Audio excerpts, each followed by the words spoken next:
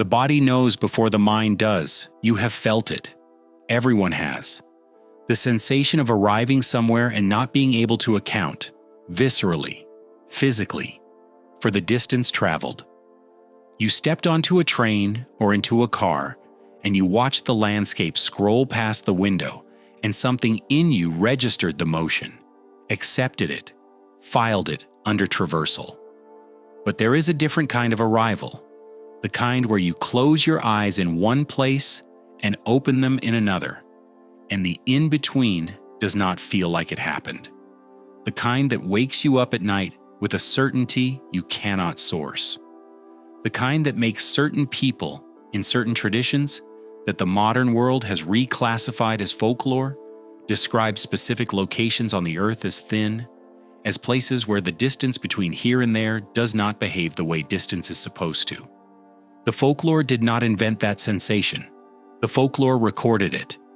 And the civilization that left behind the maps that the cartographers of the 16th and 17th centuries treated as primary source documents, the civilization that the historical record has spent 300 years methodically misplacing, had a word for what the folklore is pointing at.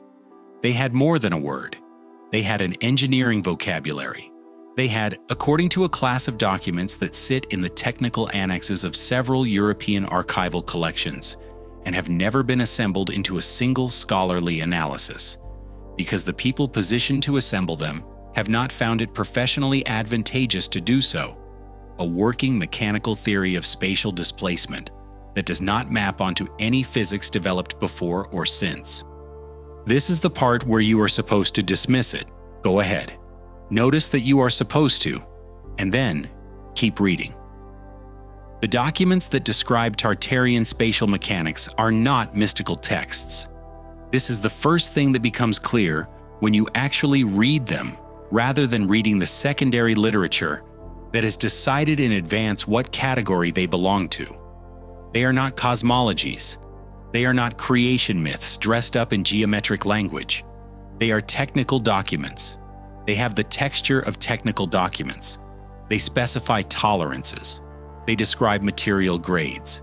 They include what can only be read as maintenance schedules, intervals at which certain components required recalibration, certain fluids required replacement, certain alignments required verification against reference markers that the documents describe as fixed in the earth itself. The documents exist in at least 4 languages, none of which is a language that the civilization that produced them was, according to the official history, sophisticated enough to have developed. This is not a small inconsistency. When you find a technical manual written in a grammatically complex language with a specialized vocabulary for concepts that the historical record says did not exist until centuries later, you have 2 options.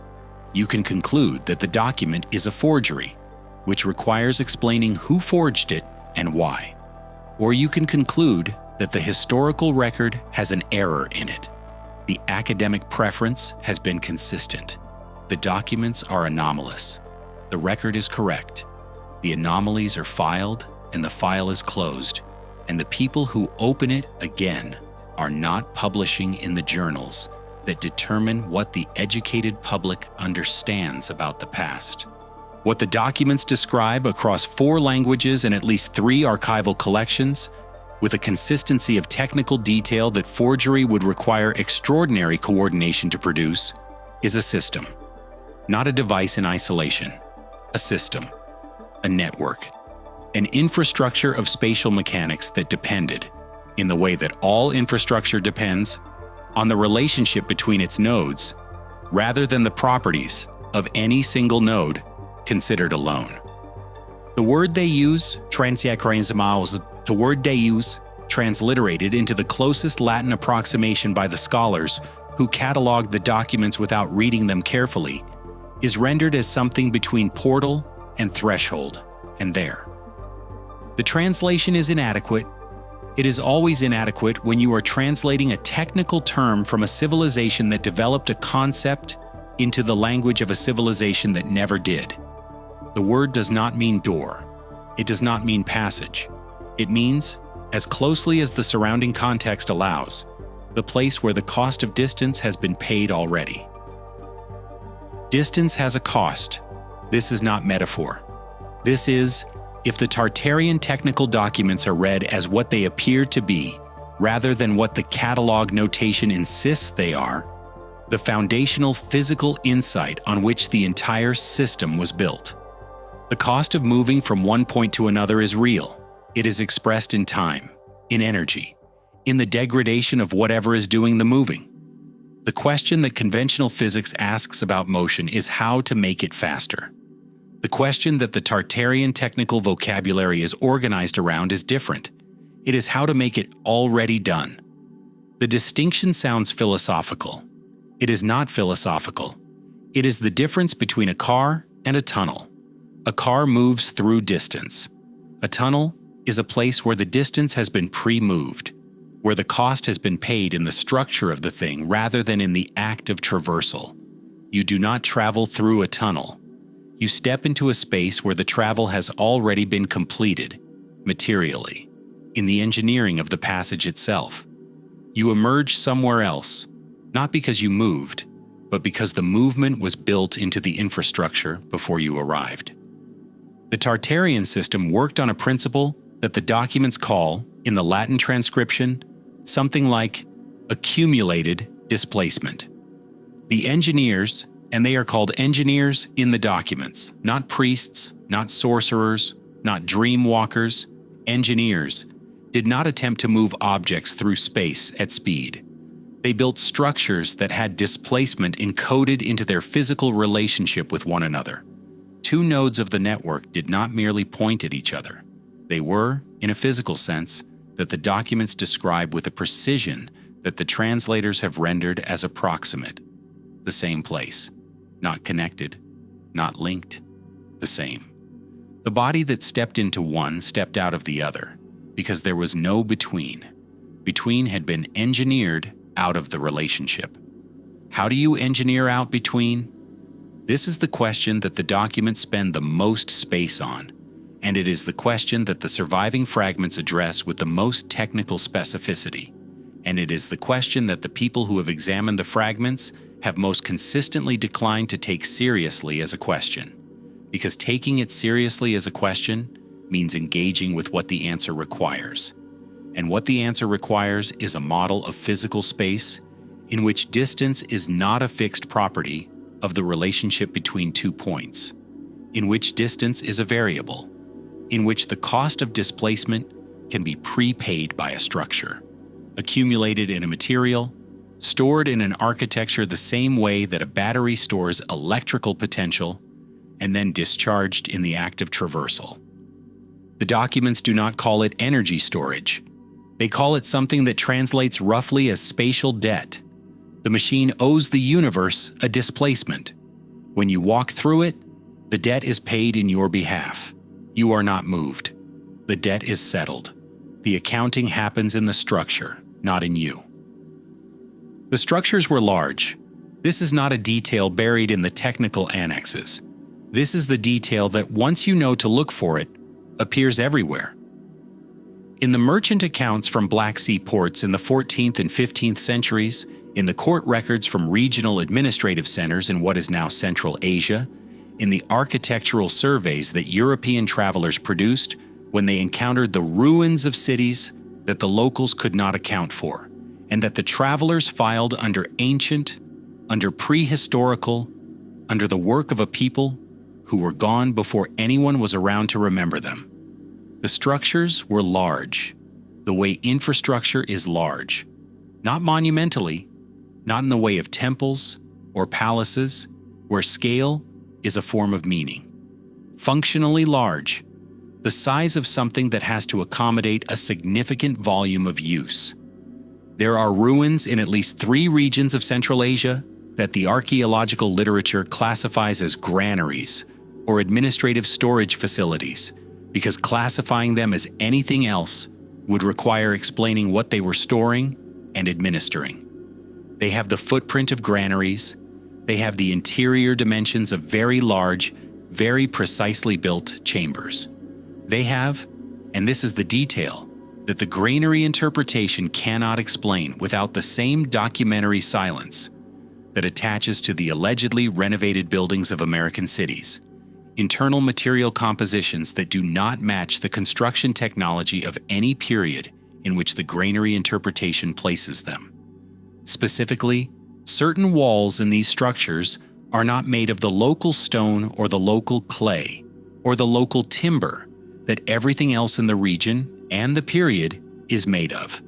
They are made of something that the materials analysis, where materials analysis has been performed, which is less often than you might expect given how unusual the results are, identifies as a compound with properties that the laboratory reports describe in terms of what it is not rather than what it is.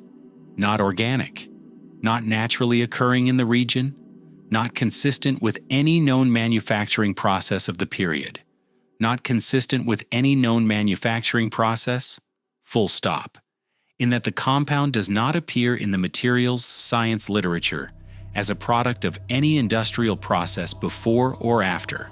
It is simply there, in walls that somebody built, in structures that have been standing for longer than the official history of the civilization that supposedly built them. The compound, as best as the materials reports can characterize it, is an extremely efficient absorber of a specific range of electromagnetic frequencies. It does not reflect them. It does not transmit them. It absorbs them. And it stores what it absorbs in a way that is, according to at least one analysis that was published in a materials science journal in the mid-1990s and has not been cited since, thermodynamically anomalous. The energy does not dissipate. It persists in the structure. In a wall that is several centuries old, the absorbed energy is still there, waiting, as if the structure is still, at some level of its physical organization, active, as if the debt has not yet been called in. The network logic is the part that requires the most attention, because it is the part that the surviving documents are most complete on, and the part that the current literature is least equipped to engage with. The nodes were not placed arbitrarily. The placement of each structure in the Tartarian displacement network followed a logic that the documents describe in detail, a logic involving the relationship between the node's position and a set of what the technical vocabulary calls fixed reference markers, which the context of the surrounding passages makes clear are not man-made markers. They are natural, geological. The documents describe a mapping of the Earth's surface in which certain points have properties that make them suitable for node placement and others do not. And the distinction is described in terms that the geophysicist reading carefully would find uncomfortable because the terms describe something that resembles, without being identical to, what modern geophysical survey identifies as anomalous electromagnetic gradient zones. Places where the Earth's own field does something unexpected. Places where the cost of displacement might, if the Tartarian technical framework is taken seriously, already be partially subsidized by the planet itself. There are approximately 340 such zones identified in the modern geophysical literature as exhibiting anomalous field behavior. The distribution of these zones on the Earth's surface is not random. The statistical literature on their distribution describes the pattern as structured, without being able to account for the structure. The zones cluster in ways that suggest a network whose geometry, when you overlay it against the locations of the ruins that the archaeological literature has classified as granaries and administrative storage facilities, matches with a precision that the geophysicists and the archaeologists have not been in a position to discuss with each other, because the classification systems that organize academic knowledge have placed them in separate rooms that do not have a door between them. The network covers every continent. It predates every civilization that the standard historical timeline identifies as capable of global infrastructure. It is built at a scale and with a material precision that the engineering of the last 300 years has only recently become capable of matching. And it is, most of the zones, still there, still standing, still absorbing, still holding whatever the Tartarian engineers loaded into the structure before the official history began, before the maps were revised, before the names were changed, and the documents were filed, and the granary classification was applied, and the door between the rooms was quietly, efficiently, permanently removed. The question that the documents raise and do not answer, or do not answer in the surviving fragments, is what happened to the operators. Every network requires maintenance. Every infrastructure requires people who understand it, who can recalibrate the alignments, who know which compound and which wall is approaching the threshold of its storage capacity and needs to be discharged before it does something unexpected. The Tartarian spatial network required a significant operational workforce, people trained in the technical vocabulary of the documents, who could read the maintenance schedules, who understood the relationship between the nodes and the reference markers, and the accumulated displacement stored in the walls. Those people are not in the historical record, not in the way that engineers and architects and administrators of every other civilization are in the record, through titles and contracts and guild memberships and disputes with clients. The Tartarian operational workforce vanishes from the record at the same moment that Tartaria vanishes from the maps.